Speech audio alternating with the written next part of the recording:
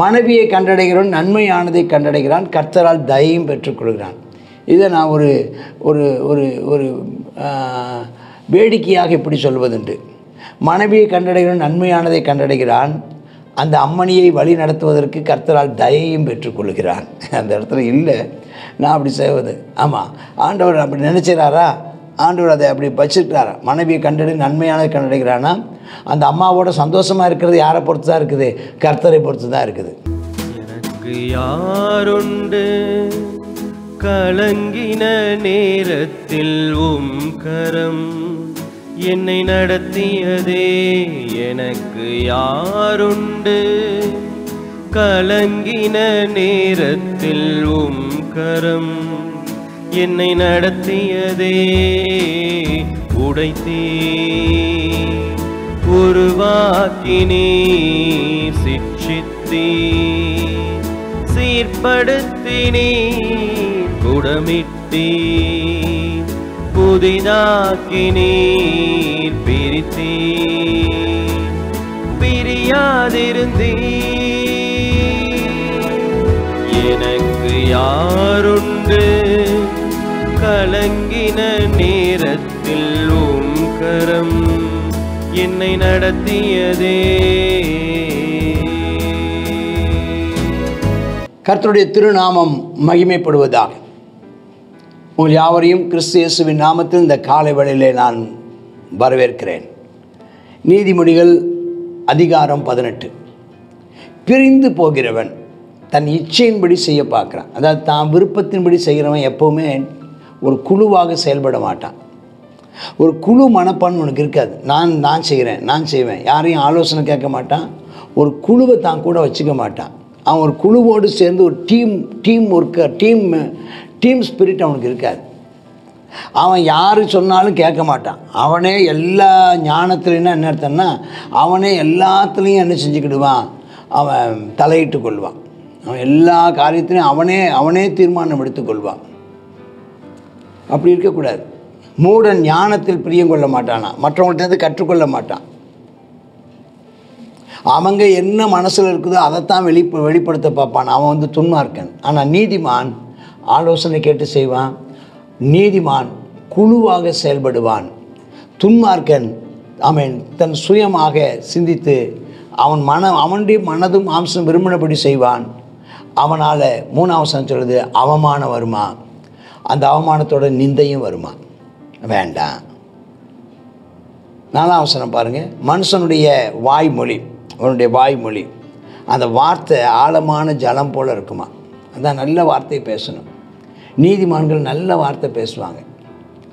நீதிமான்கள் ஊற்று பாய்கிற ஆற்றை போல் இருக்குமா நீதிமானுடைய வார்த்தை. அப்போ அதாவது வார்த்தை முக்கியம், சிந்தனை முக்கியம், உள் நோக்கம் இருதயம் முக்கியம், ஆவி முக்கியம், மோட்டிவ் முக்கியம். என்ன மோட்டிவ் முக்கியம். வழக்கில் நீதிமானை தோற்கடிக்கிறதுக்கு துன்மார்க்கனுக்கு முகதாட்சணை பண்ணு நல்லதல்ல. தயவுசெய்து நீதிமான் நம்ம சாதாரணமாக இருக்கிறான்னு சொல்லி நீதிமானுக்கு என்ன செஞ்சிடாதீங்க, நீதிமானுக்கு துரோகம் பண்ணிடாதீங்க, துன்மார்க்கனுக்கு சாதகமாக பேசிடாதீங்க. நீதிமானை தோற்கடிச்சிங்கன்னா துன்மார்க்கனுக்கு இன்றைக்கி வாய்ப்பு கிடைக்குது, அது நல்லதல்ல. ஒரே வார்த்தை பைபிள் சொல்லிடுச்சு, அது நல்லதல்ல, அது நன்மையானது அல்ல. துன்மார்க்கனுடைய உதடு, மூடனுடைய உதடு விவாதத்தில் அவன் எப்போ பார்த்தாலும் விவாதம் பண்ணுவான். அவன் பேசுகிறதெல்லாம் உலக நியாயம், அது எப்படி சரி, இது எப்படி சரி, உலக ஞானத்தை அவன் பேசிகிட்டு இருப்பான். ஆனால் கர்த்தர் அவன் பேசுகிற பேச்சுக்கு கர்த்தர் அடியை உண்டாக்குவார். அவன் பேசுகிற பேச்சு டென்ஷனை உண்டாக்கும், கோபத்தை கொண்டு வருமா, சண்டையை உருவாக்குமா. சரி பார்த்துருக்கீங்களா, சில ஆட்கள்லாம் பேசுவாங்க, அவன் பேசுகிறதுக்கு பதில் சொல்ல முடியாது, அடிக்கணும் தான், அடிதான். அவன் விதண்டாவாதம் பேசுவான். துன்மார்க்கன் விதண்டாவாதம் பேசுவான். அவன் நியாயம் பேச வழியே இல்லை. அவன் நியாயத்தை ஏற்றுக்கவே மாட்டான். துன்மார்க்கனுடைய வாய் அவனுக்கு கேடு, வாய் தான் அவனுக்கு கேடு. அவன் உதடு அவன் ஆத்மாவுக்கு கண்ணி. அவன் கோல்காரன், கோல் சொல்கிறவன். அவன் விளையாட்டு போல் ஜோக் அடிக்கிறான். அவன் ஜோக் அடிக்கிற வார்த்தைகள் விளையாட்டு போல் இருக்கும், ஆனால் உள்ளத்தில் குத்துமா. அவன் வேலையில் சோம்பேறி, அவன் சோம்பேறியாக இருப்பானா. ஆனால் நீதிமான் கர்த்தருடைய நாமத்தை நம்பியிருப்பான். கர்த்தருடைய நாமந்தான் அவனுக்கு பலத்த பாதுகாப்பு. அதுக்குள்ளே ஓடி இருப்பானா. ஆமாம் ஆமாம். ஆனால் ஐஸ்வர்யவானுக்கு எது பாதுகாப்புன்னு நினைக்கிறீங்க? பணம் தான் அவனுக்கு பாதுகாப்பு. அவன் அதை தான் நம்பி இருக்கிறான். பணம் அவனுக்கு பாதுகாப்பு. நீதிமானுக்கு கர்த்தருடைய நாமம் பாதுகாப்பு. அவன் துன்மார்க்கன் ஆகிய ஐஸ்வர்யவானுக்கு அவனுடைய பொருள் தான், அவனுடைய செல்வம் தான் அவனுக்கு பட்டணம். அது என்னவோ அவன் உயர்ந்த மதில் மாதிரி அவன் நினச்சிட்ருக்கான். ஆனால் ஒரு நாள் அது அழிந்து போகும். ஒரு நாள் அது அழிவை சந்திக்கும். 13வது வசனம். யாராவது ஒருத்தர் பேசுகிறதுக்கு முன்னாலேயே ஆமாம் பதில் பேசாதீங்க. அது புத்தினும் வெக்கமாக இருக்கும். அவன் என்ன கேட்குறான்னு முதல்ல கேட்டுட்டு பதில் சொல்லுங்கள். பெரிய தீர்க்கதரிசி மாதிரி பெரிய ஞானி மாதிரி என்ன செஞ்சிடாதீங்க. அவன் என்ன தான் கேட்பான்னு நினச்சிக்கிட்டு என்ன செஞ்சிடாதீங்க, கேட்டுறாதீங்க. இந்த எஸ்தர் சம்பவத்தில் வருது பாருங்கள். அந்த ஆமான் யாரை ராஜா கனம் பண்ண விரும்புகிறவனுக்கு என்ன செய்ய வேணும்னு கேட்டபோது யாருக்குன்னு கேட்டிருக்க வேண்டாம். அவன் என்ன தவிர யாரை உயர்த்த போகிறான்னு சொல்லி எல்லாம் சொன்னான். கடைசியில் அது யாருக்கு போய் செய்ய வேண்டியதாக இருந்துச்சு?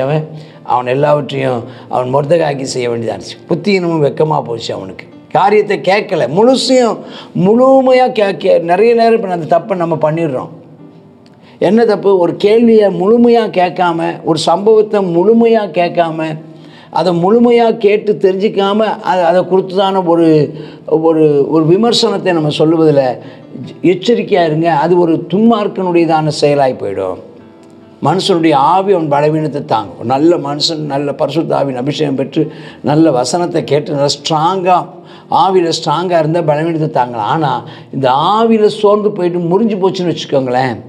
நீங்கள் மனசு விட்டுட்டிங்கன்னா எல்லாம் போச்சு. மனசு விடாதீங்க. உங்கள் மனசு உங்களுடைய ஆவி, அதான் ஆவி, மனசு, இருதயம். உங்கள் இருதயத்தை ஸ்ட்ராங்காக வச்சுக்கோங்க. எதில் ஸ்ட்ராங்காக இருக்கணும்? இருதயம் கிருபையினாலே ஸ்ட்ராங்காக இருக்கணும். இருதயம் ஆமாம் கிருபையினாலே ஸ்திரப்பட வேண்டும்.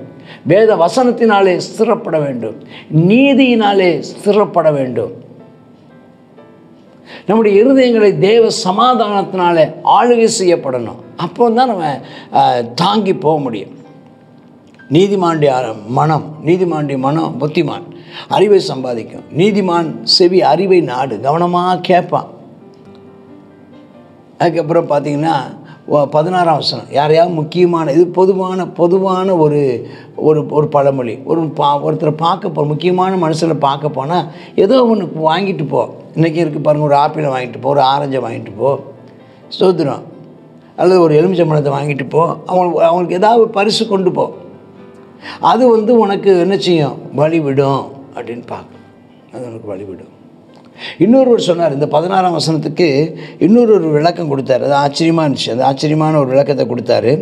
அது என்ன விளக்கம் அப்படின்னு சொன்னால், அது என்ன விளக்கம்னா, ஒருவனுக்கு இருக்கிறதான அந்த வெகுமதி, அந்த கிஃப்ட் இருக்குல்ல, கிஃப்ட்டுன்னா வரம். உங்களுக்கு இருக்கிற வரம், உங்களுக்கு இருக்கிற தாளந்து, உங்களுக்கு இருக்கிற திறமை, அது நீ வெளிப்படுத்தினா ஒன்றை மேலே கொண்டு போய் விடுமா. இது எதை பொறுத்து இருக்குன்னா, ஒருவன் சுறுசுறுப்புள்ளவனாக இருந்தால், தன்னுடைய வேலையில் ஒருவன் ஜாக்கிரதை உள்ளவனாக இருந்தால், ஒருவன் திறமை உள்ளவனாக இருந்தால், அவன் திறமையை அவன் பயன்படுத்தினா அவன் முன்னேறுவான், ராஜாக்களுக்கு முன்னதாக போய் நிற்பான் அப்படிங்கிற ஒரு அர்த்தமும் இந்த 16ஆவது வசனத்துலேருந்து சொல்கிறாங்க. அதனால் உனக்கு இருக்கிறதான திறமையை உனக்கு இருக்கிற அந்த கிஃப்ட்டு, ஆவியானவர் கொடுத்த கிஃப்ட்டு, உனக்கு இயல்பாக ஆண்டவர் கொடுத்த தாளந்து, நீ கற்றுக்கொண்ட திறமைகளை சரியாய் பயன்படுத்தினால் உனக்கு ஒரு வழி உன்னுடைய வரங்களே உனக்கு வழியை உண்டாக்கும். உன் திறமை உனக்கு வழியை உண்டாக்கும். உனக்கு இருக்கிற தாளந்து உனக்கு வழியை உண்டாக்கி பெரியோருக்கு முன்னால் கொண்டு விடுமா. அப்படி ஒரு அர்த்தமும் 16ஆவது வசனத்துக்கு சொல்கிறாங்க. 17ஆம் வசனம். தன் வழக்கில் முதல் பேசுகிற நீதிமான் போல முதல்ல பேசுவான். அவனுடைய அயலான அவனை பரிசோதிக்கிறார். அப்போ நம்ம எதையுமே முதல் தடவை கேட்குறத வச்சு ஒரு தீர்மானம் பண்ணிட்டாங்க. ஒருத்தர் சொல்கிறத வச்சு தீர்மானம் பண்ணுங்க. 2 பேருடைய வார்த்தைகளையும் கேட்டு அதன் பின்பு ஒரு முடிவுக்கு வாங்க. சீட்டு போடுதல் விரோதங்களை ஒழித்து பலமான நடுவே சிக்க இருக்கும். 2 பேர் வாதம் பண்ணிகிட்டே இருக்காங்க, இதான் சரி, வேறு வழியே இல்லை. இதுக்கு முந்தைய நம்ம அதிகாரத்தில் பார்க்குறோமா, சீட்டு மடியிலே போடப்படும், காரிய சித்தியோ கர்த்தரால் வரணுங்கிற மாதிரி இங்கேயும் என்ன செய்யணும், சீட்டு போடுறது ஒரு பழக்கம் அந்த காலத்தில் இருந்துச்சு. 2 பேரும் விடாப்பிடியாக இருக்கிறாங்க, வேறு வழியே இல்லை, சீட்டு போட்டுருவோம் அப்படின்னு சொல்லி சீட்டு போட்டு என்ன செய்யணும், முடிவு எடுக்கிறது. ரெண்டு பேருக்கு ஒரே மாதிரி கருத்தோடு சொல்லிட்டு இருக்கிறாங்க. வேறு வழி இல்லை. வாதத்தை முடிவு பண்ணுவதற்கு சீட்டு போடுற முறை ஒன்றை அந்த நாட்களில் பயன்படுத்தியிருக்கிறாங்க. சரி ஆமாம், ரெண்டு பேரில் என்ன செய்கிறாங்க, சீட்டு போடுகிறதை நம்ம பார்க்குறோம். இந்த சீட்டு போடுதுன்னு சொல்கிறாங்க. இன்னொன்று என்ன சொல்கிறாங்கன்னா ஓட்டு போடுதல். ஒரு விஷயத்துக்கு என்ன செய்கிறாங்க, யாரெல்லாம் இந்த காரியத்துக்கு யாரெல்லாம் சாதகமாக இருக்கீங்க, இந்த காரியத்தில் ஒரு பெரிய பிரச்சனை வந்துருச்சு, ஒரு வாதத்தை முடிவு பண்ணுறாங்க. இப்போ என்ன செய்யறாங்க, ஓட்டெடுப்புக்கு விடலாமா அப்படிங்கிறாங்க. அப்போ என்ன அர்த்தம், சீட்டு போடலாமா, அப்போ என்ன ரகசிய ஓட்டெடுப்பு நிறையது. அப்போ யாரெல்லாம் இதுக்கு சாதகமாக இருக்கிறீங்க, யாரெல்லாம் இது வேண்டான்னு சொல்கிறீங்க, யாரெல்லாம் வேணும்னு சொல்கிறீங்க, அப்போ எத்தனை பேர் வேணும்னு சொல்கிறவங்க எண்ணிக்கை எத்தனை, வேண்டான்னு சொல்கிறவங்க எண்ணிக்கை எத்தனை, யார் அதிகமாக இருக்காங்க, அதனுடைய முடிவை தேர்ந்தெடுக்கணுமா. இது இந்த 18ஆம் வசனத்துக்கு அப்படி ஒரு அர்த்தமும் இருக்குது, ஒரு அர்த்தம் இருக்குது. சீட்டு போடுதல்ங்கிறது அதாவது விவாதத்துக்கு விட்டு ஒரு விஷயத்தை, அந்த விரோதங்களை ஒழிப்பதற்கு பலவான்கள், ரெண்டு பேரும் பலவான்கள். அப்போ ரெண்டு பலவான்களுக்குள்ள முடிவு வரும்போது நம்ம அப்படி ஒரு சீட்டு போட்டு ஒரு ஓட்டெடுப்பு நடத்தி அல்லது ஒரு பொது கணிப்புக்கு விடுவது சரியானதாக இருக்கும். சரி, அரணான பட்டணத்தை வசப்படுத்துவது பார்க்கணும், கோபம் கொண்ட சகோதரனை வசப்படுத்துவது அது. அதனால் நீங்கள் யாராவது என்ன செஞ்சிடாதீங்க, உன்னுடைய நண்பனை நீ என்ன செஞ்சிடா, உன் சகோதரனை நீ பகைத்து விடாத. ஒருவேளை நீ அவனுக்கு ஒரு வஞ்சகம் பண்ணி அல்லது அவனுக்கு ஒரு துரோகம் பண்ணிட்டேன்னா அவன் அதனால் பாதிக்கப்படுவானானா மறுபடியும் அவனை சமாதானப்படுத்துவது ரொம்ப கஷ்டமாக இருக்கும். அவனை வசப்படுத்துவது ரொம்ப கஷ்டமாக இருக்கும். வலிமையான நகரத்தை கூட என்ன செய்யலாம், வென்று விடலாம்.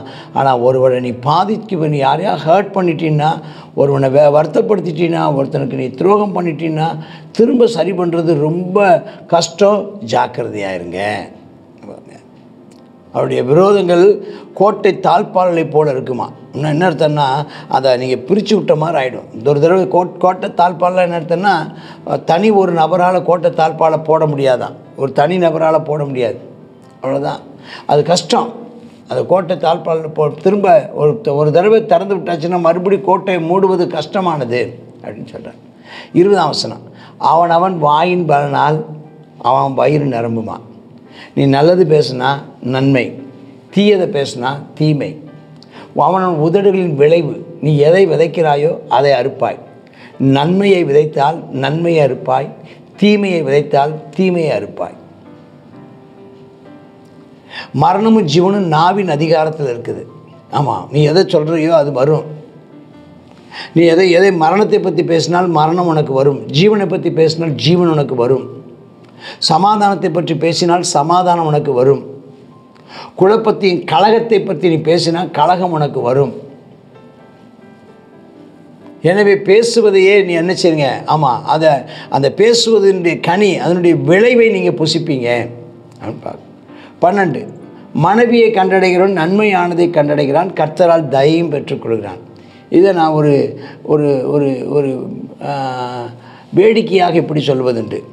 மனைவியை கண்டடைகிறவன் நன்மையானதை கண்டடைகிறான், அந்த அம்மணியை வழி நடத்துவதற்கு கர்த்தரால் தயையும் பெற்றுக்கொள்கிறான். அந்த இடத்துல இல்லை நான் அப்படி செய்வது.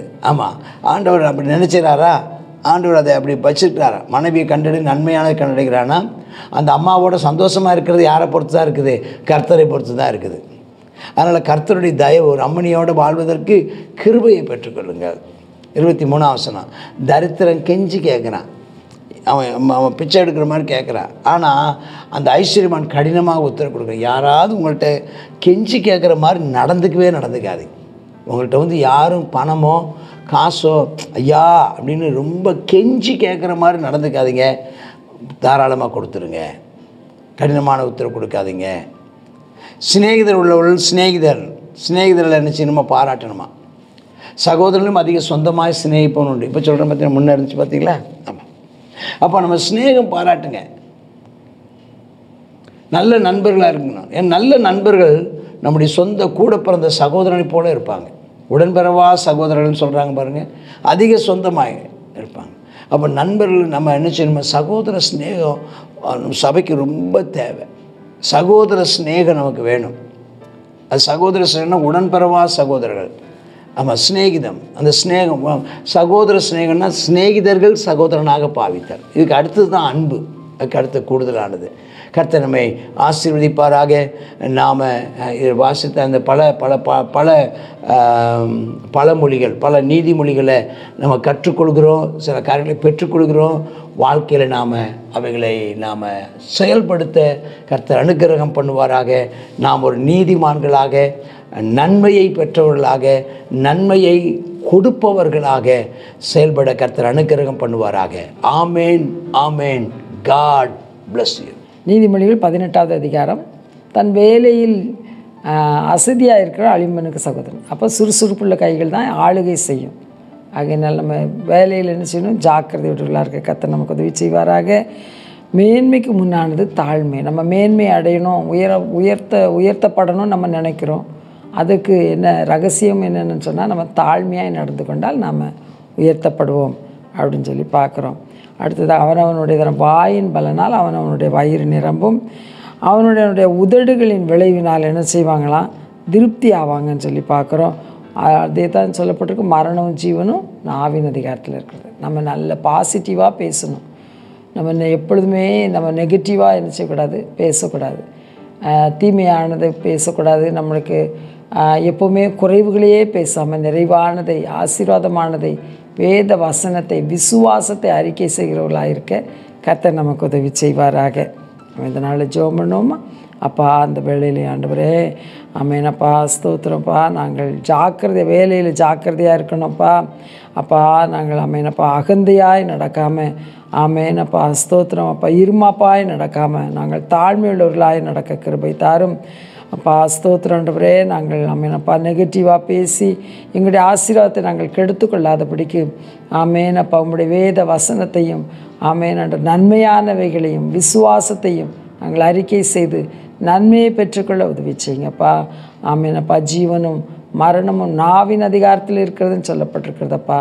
நாங்கள் ஜீவனுக்கு ஏதுவான வார்த்தைகளை நாங்கள் அறிக்கை செய்ய தேவரீர் எங்களுக்கு கிருபை தாரும். இயேசுவின் நாமத்தில் ஜெபிக்கிறோம் எங்கள் நல்ல பிதாவே. ஆமேன், ஆமேன்.